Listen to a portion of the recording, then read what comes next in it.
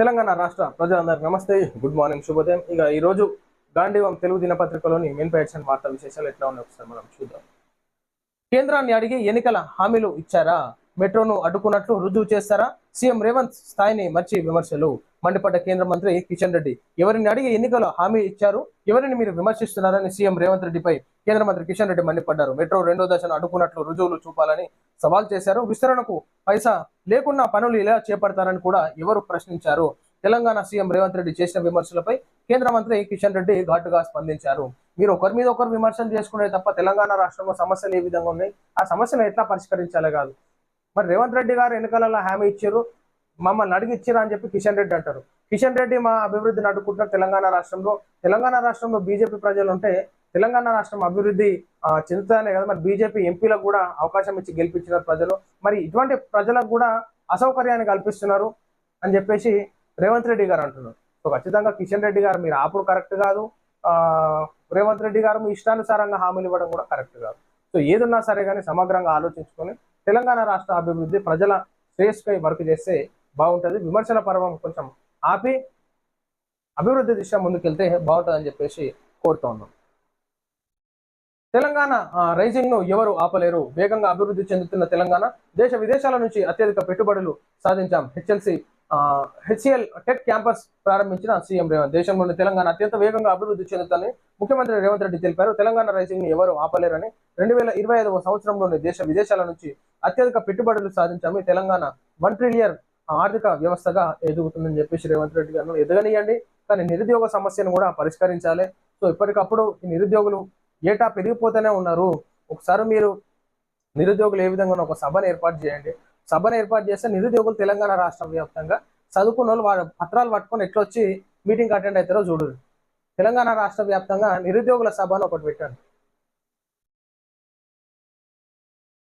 వికసిత్ భారత్ ద్వారా దేశ ప్రజల జేబులు ఖాళీ, కేవలం 10% మాత్రమే ఆదాయం పొందుతుందన్నారు. మోడీ తీరుపై ఘాటు మల్లికార్జున ఖర్గే విమర్శలు. ప్రధాని మోదీ చెబుతున్న వికసిత్ భారత్ ద్వారా దేశ ప్రజల జేబులు ఖాళీ అవుతున్నాయని కాంగ్రెస్ అధ్యక్షుడు జాతీయ అధ్యక్షుడు మల్లికార్జున ఖర్గే ఎద్దేవా చేశారు. మాటలు తప్ప ఆచరణలో కానరావడం లేదని అన్నారు. ఈ మేరకు కేంద్రంలోని మోదీ సర్కార్పై మల్లికార్జున ఖర్గే తీవ్ర విమర్శలు చేశారు. కొందరు సంపన్నులు ఖజానాను నింపుతోందని ఆరోపించారు. ఖర్చు చేసేందుకు కోట్లాది మంది ప్రజల వద్ద అదనపు ఆదాయం లేదన్నారు. భారత్ సుంకాలు, వాణిజ్య అడ్డంకులను ఎదుర్కొంటుందని ఖర్గే వ్యాఖ్యానించారు. మోదీజీ ఖర్చు చేయడానికి కోట్లాది భారతీయులకు అదనపు ఆదాయం లేదు. దేశ జీడిపిలో 60% ప్రజలు ఖర్చు చేయడంపైనే ఆధారపడి ఉంది, కానీ దేశంలో 10% మంది మాత్రమే ఆర్థిక వృద్ధి వినియోగాన్ని పెంచుతున్నారు. సో అయితే వికసిత్ భారత్ ద్వారా దేశ ప్రజల జేబులు ఖాళీ అవుతున్నాయి అన్నట్టుగా మరి మల్లికార్జున ఖర్గే గారు అంటున్నారు. సో ఈ వికసిత్ భారత్ ఏంది, మరి ఇండియా ఏ విధంగా డెవలప్మెంట్ అవుతుంది, డెవలపింగ్ కంట్రీ అని అంటూ ఉంటారు. మరి వికసిత్ భారత్ వికసించేది ఎప్పుడు, భారతదేశం వికసించినాక పరిమళించేది ఎప్పుడు? చూద్దాం ఏ విధంగా వికసిత్ భారత్ ని మరి ముందుకు తీసుకెళ్తారో. వీటిని తొలగించకుంటే ఈసీ ముందు ధర్నా చేస్తాం.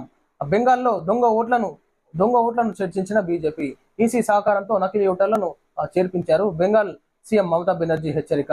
పశ్చిమ బెంగాల్ ఓటర్ల జాబితాలో అవకతవకలు జరుగుతున్నాయని ముఖ్యమంత్రి మమతా బెనర్జీ ఆరోపించారు. ఎన్నికల సంఘం సాయంతో ఇతర రాష్ట్రాల నుంచి నకిలీ ఓటర్లను తమ రాష్ట్ర జాబితాలో భాజపా చేర్చుతుందని దుయ్యబట్టారు. మమతా బెనర్జీ గారు గెలిస్తేనేమో ఒక తీరు, గెలవకపోతేనేమో ఈ దొంగ ఓట్లు పడ్డాయి, బీజేపీ గెలిచిందని అంటారు అనమాట. సో ఇదే ప్రాసెస్ ఉంటుంది. ఎక్కడైనా ఏ నాయకుడు గెలిచినా కానీ, గెలిస్తే సరే, ఓడిపోతే మాత్రం దొంగ ఓట్లు పడ్డాయి, అది చేసారు, ఇది చేసారు, మోసం చేసారు అని అంటారు. సో ఖచ్చితంగా దొంగ ఓట్లను అయితే నిర్మూలించాలి. ఆ విధంగా అధికారులు కృషి చేయాలని కోరుతా ఉన్నాను. హైడ్రాతో కూరుకుపోయిన రియాలిటీ రంగం. అబద్ధాలు పదే చెబితే నిజాలు కావు. పచ్చి అబద్ధాలతోనే పరిపాలన సాగిస్తున్న సీఎం రేవంత్ రెడ్డి. రాష్ట్రంలో పడిపోతున్న ఆదాయం. ఎమ్మెల్సీ కవిత. అవును, అబద్ధాలు అంటే వేరేటోళ్ళే చెప్తే అబద్ధాలు, మీరు చెప్పిన అబద్ధాలు కావు కవితక్క గారు. మీరు ఏ విధంగా పరిపాలన సాగించారు, ఏ విధంగా హామీ ఇచ్చిండు మీ నాయన, మీరు లిక్కల్ స్కామ్లు ఎందుకు పోయారు, కాళేశ్వరం స్కామ్ ఏ విధంగా జరిగింది, దళిత బంధువులు, ఇవన్నీ కథా కార్ఖాన ఎట్లా జరిగినాయి, మీరు ఏం అబద్ధాలు ఆడలేరు, అందుకే ప్రజలు ఓడగొట్టారు. మీరు అన్ని నిజాలే మాట్లాడారు, అందుకే ప్రజలు ఓడగొట్టారు. నిజాలు మాట్లాడితే ఓడగొట్టారు మిమ్మల్ని. రాజకీయాలకు హద్దు ఉండాలి. కొండగట్టు మోసాయిపేట ఘటనలో మరిచారా? శ్రీశైలం పవర్ ప్లాంట్ అగ్ని ప్రమాదంలో 6 మృతి గుర్తుందా? హరీష్ రావు రాజకీయాలపై మండిపడ్డ మంత్రి ఉత్తమ్. వాస్తవానికి ఇప్పుడైతే ఎస్ఎల్బీసీలో ఘటన జరిగింది, దానిపైన రాజకీయ విమర్శలు చేస్తున్నారు హరీష్ రావు, కేసీఆర్, కేటీఆర్. సో గతంలో కొండగట్టు దగ్గర చనిపోయినటువంటి ప్రజలు ఏ విధంగా చనిపోయినారు, మీరు నిర్లక్ష్యం కాదా? అదేవిధంగా పవర్ ప్లాంట్ అగ్ని ప్రమాదంలో 6గురు మృతి గుర్తుందా అన్నట్టుగా మరి ఉత్తమ్ కుమార్ రెడ్డి గారు క్వశ్చన్ చేయడం జరిగింది. సో ఇది అనుకోకుండా అన్ఎక్స్పెక్టెడ్ గా జరుగుతూ ఉంటాయి కాబట్టి అది రాజకీయ చర్చలకు కాకుండా, విమర్శలు కాకుండా ఆ విధమైనటువంటి విమర్శల పర్వం కొనసాగొద్దు అన్నట్టుగా ఉత్తమ్ కుమార్ గారు చెప్పడం జరుగుతుంది. హిందీ రుద్దడంతో స్థానిక భాషలు సర్వనాశనం, భోజ్పురి, బుందేల్ లాంటి భాషలు కనుమరుగు, మరోమారు హిందీపై అక్కసు వెలగక్కిన స్టాలిన్. ఏకపక్షంగా హిందీ భాష విధింపుతో ప్రాచీన భాషలు ఉనికి లేకుండా పోతున్నాయని తమిళనాడు ముఖ్యమంత్రి స్టాలిన్ పేర్కొన్నారు. ఉత్తరాది రాష్ట్రాల్లో బలవంతంగా హిందీని రుద్దడం వల్ల 100 ఏళ్ల నాటి 25 భాషలు నాశనం అయ్యాయని చెప్పి స్టాలిన్ అన్నారు. సో హిందీని మామూలుగా ఇప్పుడు ఒక్కొక్క స్టేట్ లో ఒక్కో లాంగ్వేజ్ ఉంటారు, కానీ హిందీని మన నేషనల్ లాంగ్వేజ్ గా, హిందీని నేషనల్ లాంగ్వేజ్ గా ఉంటుంది.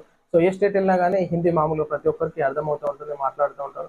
సో ఆ విధంగా మరి ఇది రుద్దడం కరెక్ట్ గా అన్నట్టుగా స్టాలిన్ గారు చెప్పడం జరుగుతుంది. సో అది ఏ విధంగా ముందుకు వెళ్తుందని మనం చూసుకోవాలి. సో ఇది ప్రజలారా మనం చూస్తున్నాం ఈ రోజు గాంధీయం తెలుగు దినపత్రికలోని మెయిన్ పేజ్ ఎడిషన్ వార్తా విశేషాలు. అందరూ మీ యొక్క సోషల్ మీడియాస్ లో యొక్క వీడియోని షేర్ చేసి, లైక్ చేసి ప్రమోట్ చేయవలసిందిగా కోరుతాను. అందరికీ సెలవు, నమస్తే.